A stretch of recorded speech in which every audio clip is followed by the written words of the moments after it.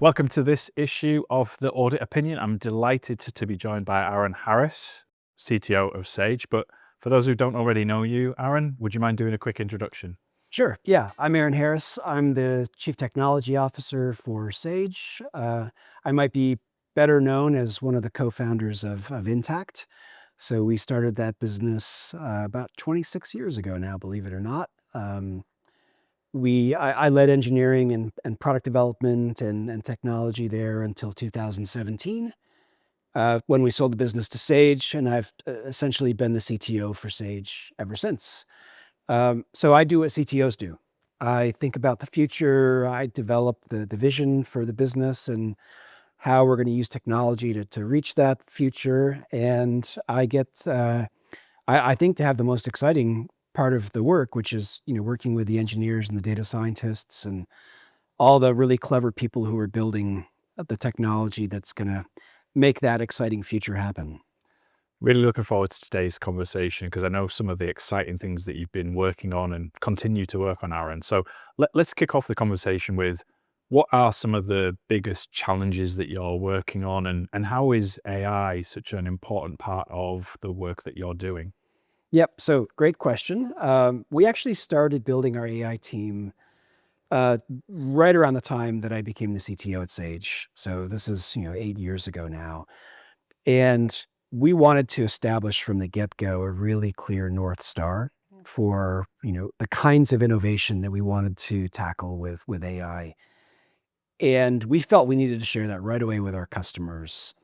And we wanted to be a bit provocative. We wanted to touch on the emotions of people who are in the profession of accounting. And so, I stood up on stage 8 years ago and I told the world that I want to get rid of the monthly close. Now, 8 years ago, that was a very provocative thing to say. There were crickets in the audience. People didn't quite know what to do with what I just said. But, if you sort of break that down, there's a broader problem in the profession, which is that everybody is locked into these cycles. They've got the monthly close, they've got the quarterly tax filing, they've got inventory cycle counts, they've got the annual audit, of course. And all of these activities are largely looking to the past. They take a lot of time from the team. They're what I call non-negotiable, meaning if the team wants to spend some time pursuing something that's really valuable to the company, they can't choose to not close the books in order to do that, right? So there's this non-negotiable element to them. And if you really talk to people in the profession, it gets to like their personal well-being, what it takes to get through that audit or get through that monthly close. And so we said, you know what, we just want to get rid of all these cycles. And we're going to do it in three ways. We're going to automate all of the workflow around accounting. So we call that continuous accounting. So capture and account for all business activity in real time. Pair it with continuous assurance. So let's make sure that the data that's captured is reliable and you've got confidence in the way the business is operating. And if we've done those two things, we've created this platform of real-time reliable data. The third area is continuous insights. Let's help you to discover and act on opportunities and risks that are in that data that you now have real-time visibility to. Now, there's all kinds of problems underneath that, but that's the vision that we've set out with. And through all the progression of AI capability and maturity, the North Star is still the same. It just feels much more. It feels much closer now, and I probably need to come up with something a bit more provocative because this feels like something we can actually achieve now. You mentioned the emotions around this. What are you feeling right now? What are you hearing from your customers around their sentiment here at the start of 2026 towards AI? Well, I think there's a couple of prevailing um, themes that are driving anxiety right now. I think the first is that everybody is feeling pressure to apply AI to drive productivity gains, to drive better performance. And yet, in all the surveys and the research we do, what comes back to us is they're not quite sure what problems to tackle. They don't know how to tackle it. They don't know what to do to get their teams prepared, right? So there's this, on one hand, um, really high expectations of what sort of levels of achievement are possible, and on the other hand, there's this I don't know where to start, right? That's going along with it. So there's a really big piece of that that's happening. Um, of course, there's sort of the widespread anxiety around, well, what's going to happen with the profession as a result of this technology? And I think those two things together. I think those create an opportunity for people like you and me to tell the stories that are going to create confidence, that are going to create clarity, that are going to help people who are operating every day in this profession to not only understand, well, here's how I'm going to use AI to be more effective and more successful, but also here's why the profession is going to be more valuable as a result. I think this is one of the conversations you and I have had over lunch. We've got this shared belief that in the future, assurance will be more valuable, not less, precisely because all of this automation is going to create demand for certainty.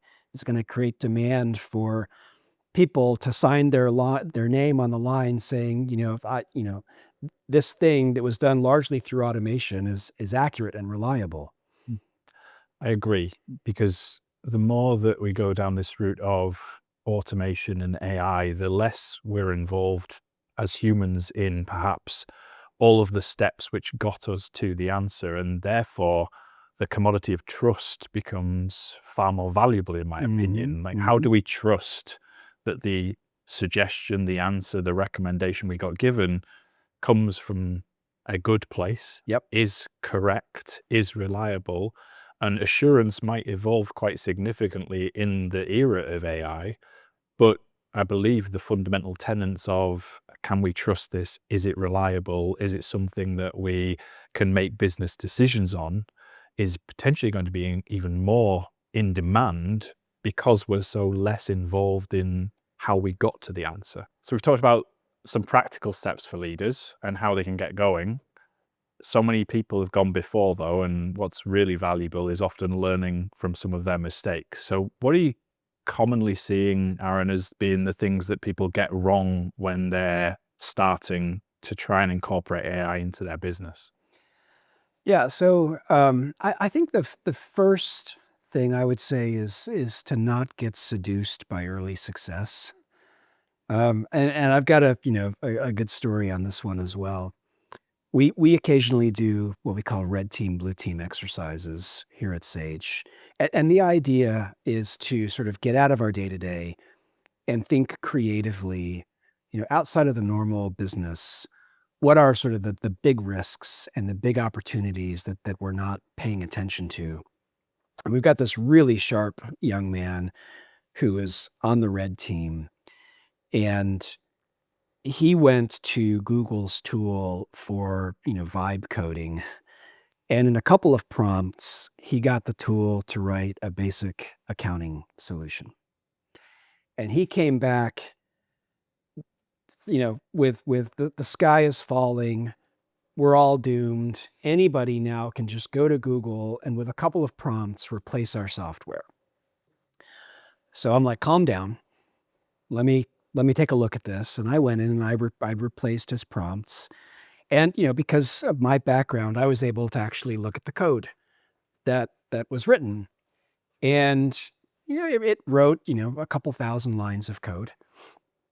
When you went in and looked at it, you discovered a couple of pretty basic things, like there was no validation for debits equaling credits.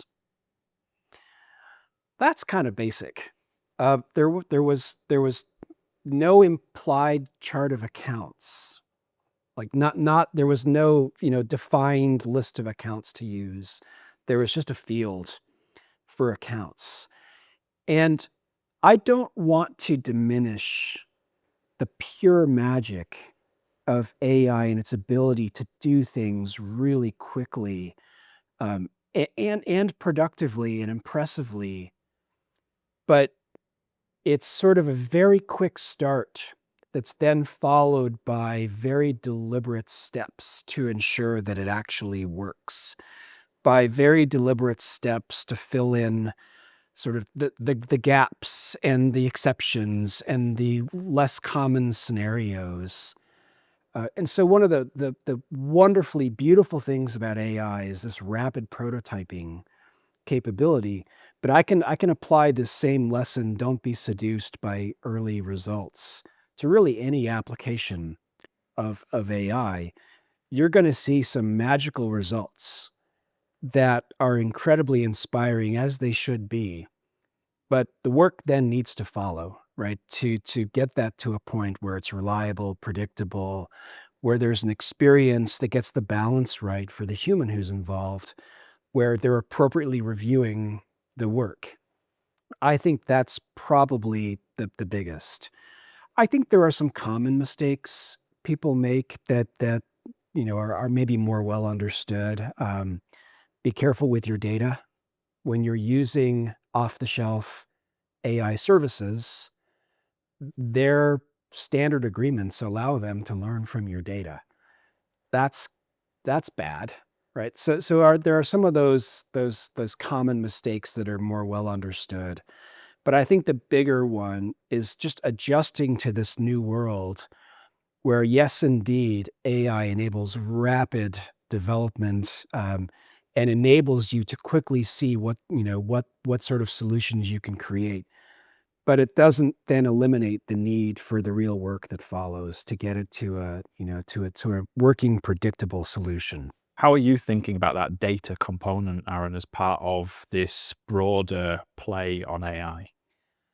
Yeah, so I think, in some ways, AI can tempt people into, you know, absolution for their digital transformation projects, right? So, you could easily say, well, I'm just going to apply AI agents to the problem, and now I don't need to go through the work of enabling that. I've got, well-structured and governed data. I've got interfaces for accessing the data. I've done the work to organize the data in such a way that, it can be analyzed in a reliable, accurate way. AI does not absolve you from that responsibility.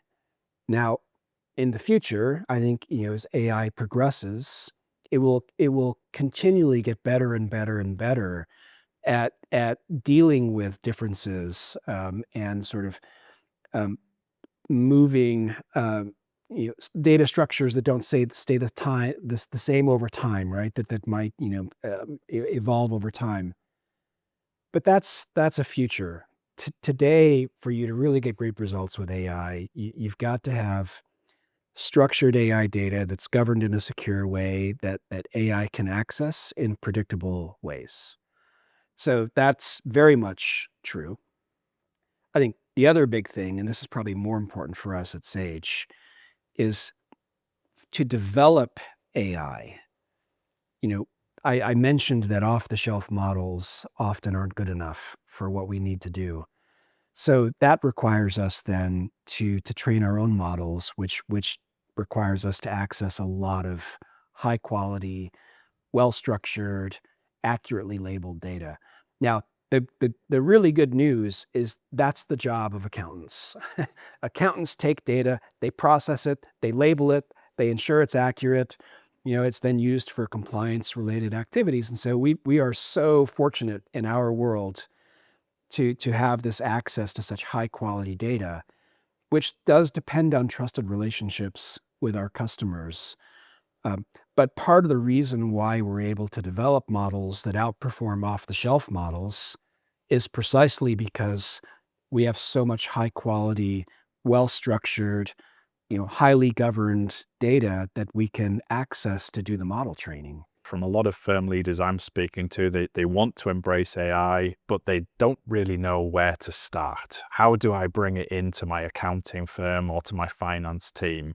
What would be your recommendations for somebody at the very early stages here, really keen on the topic, wanting to learn more, but not really sure where to start?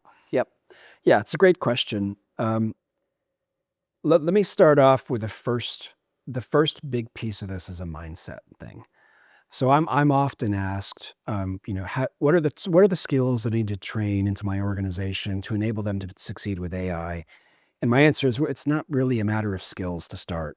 It's really a matter of attitude, right? It's a matter of you want to embrace people that are intellectually curious, that have the sort of optimistic view that they can solve problems, that are willing to experiment, that are that understand, when it's appropriate to take a risk and when it's not appropriate to take a risk.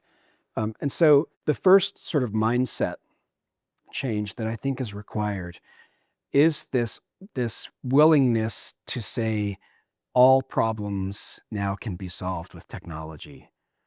And that maybe is harder than it sounds. I mean, so for somebody like me who's been doing this for quite some time, when you build, innovative new capabilities, writing software, there is this mental barrier that you've had to deal with most of your career that essentially tells you there are some things that technology has not yet evolved to a point where I can solve this problem.